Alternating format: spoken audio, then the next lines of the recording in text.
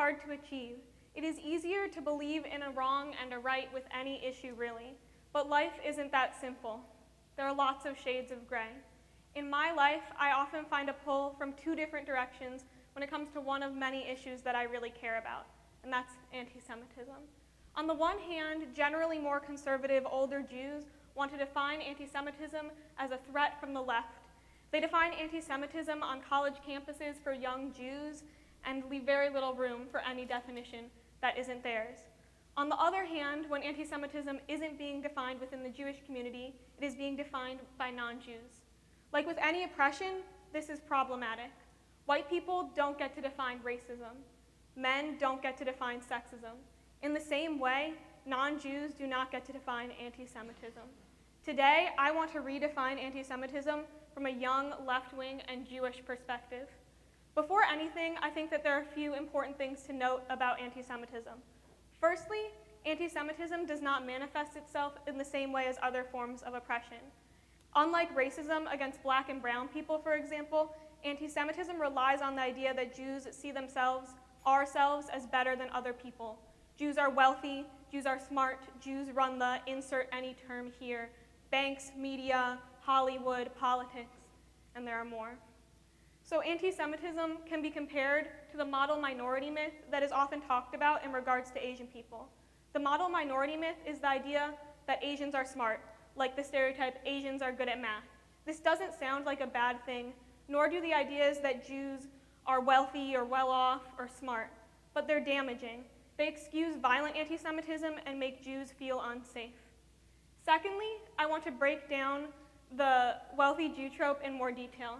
This trope comes back to medieval Europe. Historically, Jews were not allowed to own land or hold jobs. The only job that Jews were allowed to own was as moneylenders because this was considered a sin for Christians. It was prohibited. So basically, Jews were forced to be bankers and were excluded from many parts of European life. Finally, I want to address the term Jew. The term Jew can be a slur given the context. I personally use the term Jew often. I describe myself and my Jewish friends as Jews. But this term can be problematic when used by non-Jews, depending on the context. So the safer thing to say, if you're a non-Jew, is to say Jewish people or Jewish person. Now, in this talk, I will use both.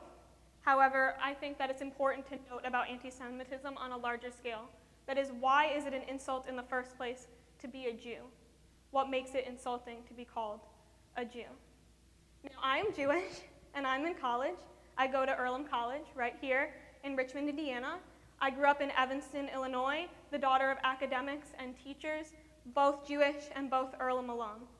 And when I was looking at colleges, I took a lot of factors into account, as many of us did, such as extracurriculars, academics, religious life, athletics, and more. Now, my college search was pretty easy. I quickly knew that I wanted a small liberal arts school and compiled a list of colleges including Oberlin, Macalester, Worcester, and other schools of the sort. Now, and I'm really sorry, Earlham, you were not my top choice for most of high school, and I made that known. Oberlin was my top choice. Now, this opinion was not popular amongst the Jewish community. Jewish adults would come up to me as soon as they found out I was interested in Oberlin and ask me how I could consider such an anti-Semitic place like Oberlin. Now, if you don't follow Jewish media on college information, you might not know that there's a list of the 40 worst colleges for Jewish students.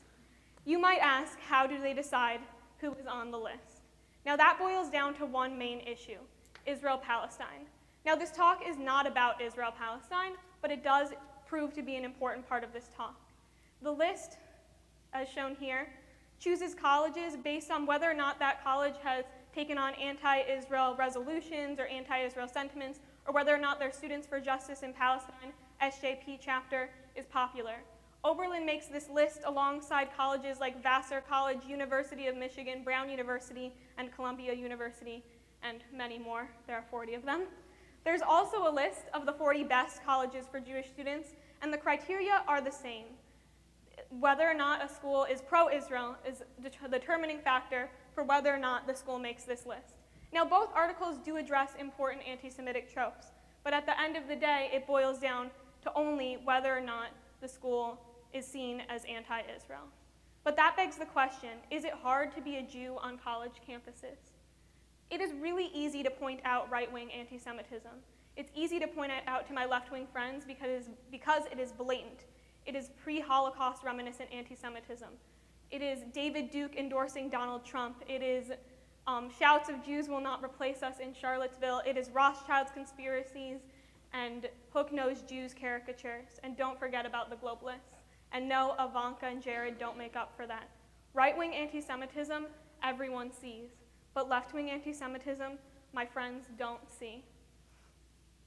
I would like to address my fellow Jews for a moment. I would like to address my fellow Jews for a moment. We need to recognize the ways in which our changing position and privilege has allowed us to help other people. Like Never Again Action, an organization that fights for the rights of undocumented people in the United States.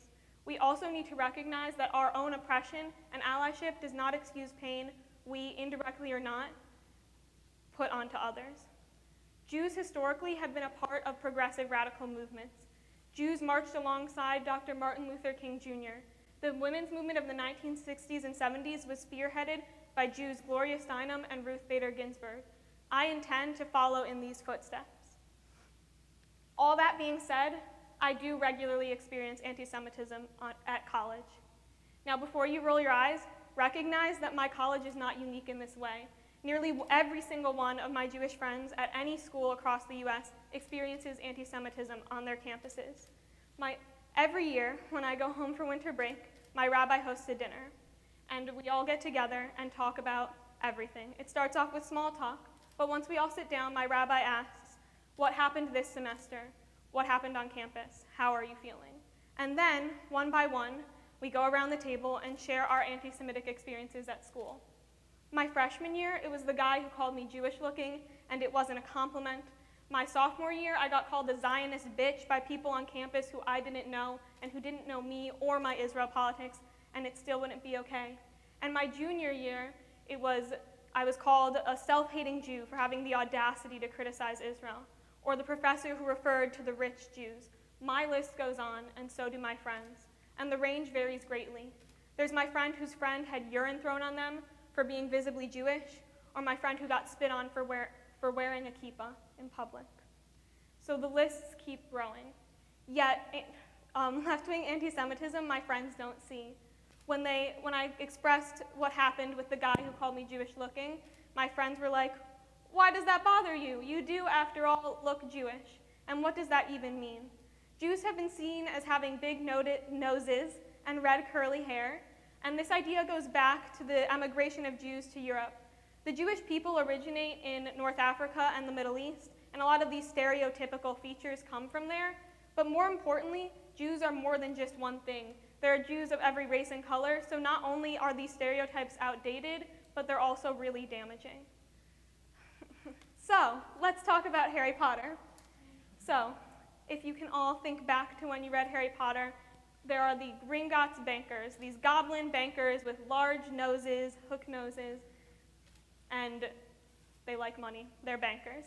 So, Harry Potter comes out, and everyone reads it. I read it, I love it, many people love it, but no one thinks to criticize this trope. These are Jewish characters, and they are the only Jewish characters represented in the entire Harry Potter series. Now, that is not to say that Harry Potter is left-wing anti-Semitism, but it is to point out that the left at its best excuses or doesn't address these anti-Semitic tropes and stereotypes, and at its worst, it perpetuates them. In left-wing politics, too, these issues are discussed. For example, Representative Ilhan Omar, who is a part of this new millennial left-wing faction in politics, was criticized for her criticism of Israel. Now, this is problematic, but in response, Ilhan Omar wrote, "It's all about the Benjamin's baby," invoking the anti-Semitic trope of the wealthy Jew. Now, when criticized, Omar did apologize, which is more than can be said for the right, but she then continued to use other anti-Semitic language. The point is not whether or not this language was intentional. It doesn't matter. It is damaging. And it is on every individual to address all forms of oppression and be educated on all forms of oppression, especially public figures, and even more so politicians, like Representative Omar. What can make this confusing is that people and movements who say or do these things often experience oppression similar to anti-Semitism. Omar, for example, is Muslim and experiences Islamophobia. Their liberation and ours are undeniably linked. Politicians like Rashida Tlaib criticize Israel for its policies and not through anti-Semitic tropes. But this anti-Semitic language invokes the idea of a Jewish litmus test. That is, Jews need to prove whether or not we are good enough, whether or not we are left enough, by unequivocally denouncing Israel in the same way the Jewish and non-Jewish right unequivocally supports Israel. So, how can we criticize Israel without being anti-Semitic? Because it's important. How can we criticize Israel in the same way we criticize our own countries? Let's take Benjamin Netanyahu, the current Prime Minister of Israel, for instance. Criticizing him, like Rashida Tlaib, for his policies and not for his big nose or globalist or whatever you want to call it, is important. Criticizing the things that Israel does is a must, especially for Jews. Let's talk about Bernie Sanders. Now, I would like to say that I am a big Bernie Sanders fan. That's a picture of me in the back. That's a poster of me with a picture of Bernie Sanders in front of my poster. And so Bernie, if you're out there watching this and you want to print it out and send it to me, please do.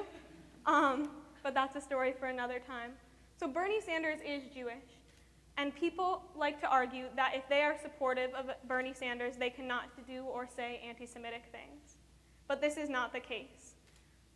Because of the Bernie Sanders campaign, people like to sweep anti-Semitism on the left under the rug. But left-wing anti-Semitism does exist, even in a world with Bernie Sanders. So, let's talk about intersectionality. A few years ago, I was reading an article from a feminist website about all questions that all feminists need to ask on a first date to, weed out the bad scenes. So, the first few questions were fairly straightforward about reproductive rights or about sexual assault, things at the forefront of the feminist movement. But then later down the list came the question, are you a supporter of the BDS movement? The article goes on to say that if the person that you're on a date with is not a supporter of the BDS movement, you need to end all relations, no questions asked, get up from the table, leave. Now this is complicated. Israel does bad things, and the situation in Palestine, particularly Gaza, is abhorrent.